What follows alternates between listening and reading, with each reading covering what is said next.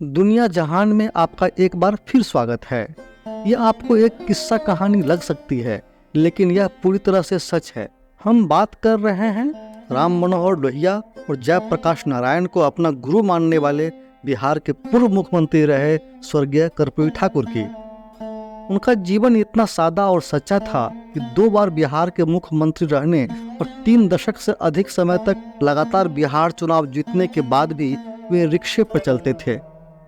कर्पूरी ठाकुर सादगी की मिसाल थे।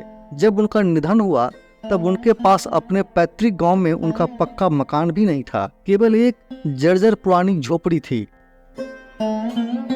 एक बार कर्पूरी ठाकुर जी को एक डेलीगेशन के साथ ऑस्ट्रिया जाने का मौका मिला। वे ठहरे खादी का धोती कुर्ता पहनने वाले साधारण जीवन जीने वाले आदमी। उन्हें कोट चाहिए था जो उनके पास नहीं था। उन्होंने अपने एक दोस्त से कोट मांगा।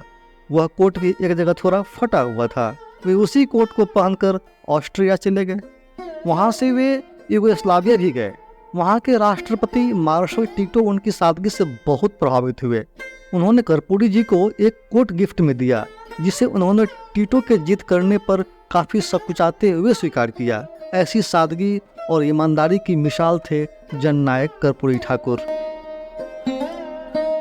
उनके बारे में एक और मिसाल दी जाती है कि एक बार उनके गांव में किसी दबंग आदमी ने उनके पिता का अपमान किया था।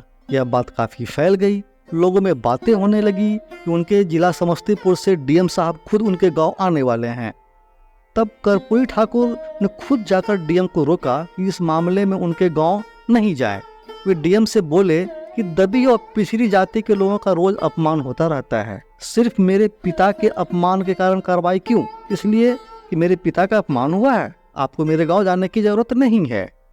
वे डीएम से बोले पुलिस और प्रशासन किसी का अपमान न होने दे, किसी के अपमान होने पर सख्त कार्रवाई करे, तब तो कुछ बात है।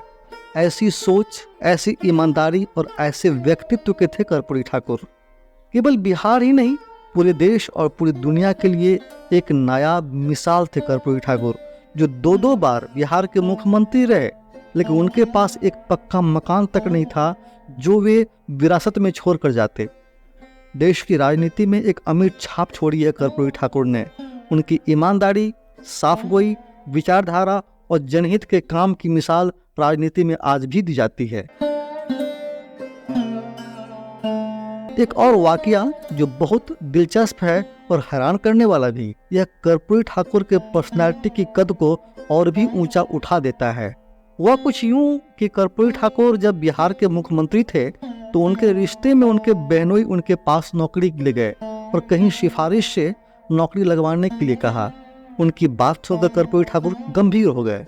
इसके बाद अपनी जेब से वे 50 रुपए निकालकर उन्हें दिए और कहा, जाइए उस्तरा आदि खरीद लीजिए और अपना पुश्तैनी हजाम का धंधा शुरू कीजिए।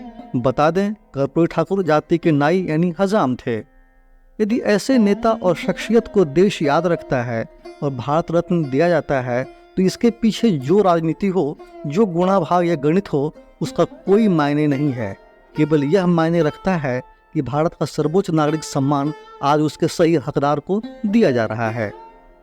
कर्पूरी ठाकुर जी को भारत रत्न दिए जाने से आज भारत रत्न भी खुद को सम्मानित और गौरवान्वित महसूस कर रहा होगा।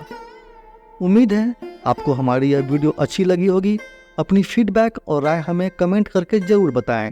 यदि आपने हमारे चैनल दुनिया जहान को अभी तक सब्सक्राइब नहीं किया है तो प्लीज़ कर लें, और हाँ, बेल आइकन को दबाना मत भूलें ताकि हमारी जो भी नई वीडियो अपलोड हो उसकी सूचना आप तक पहुंचती रहे।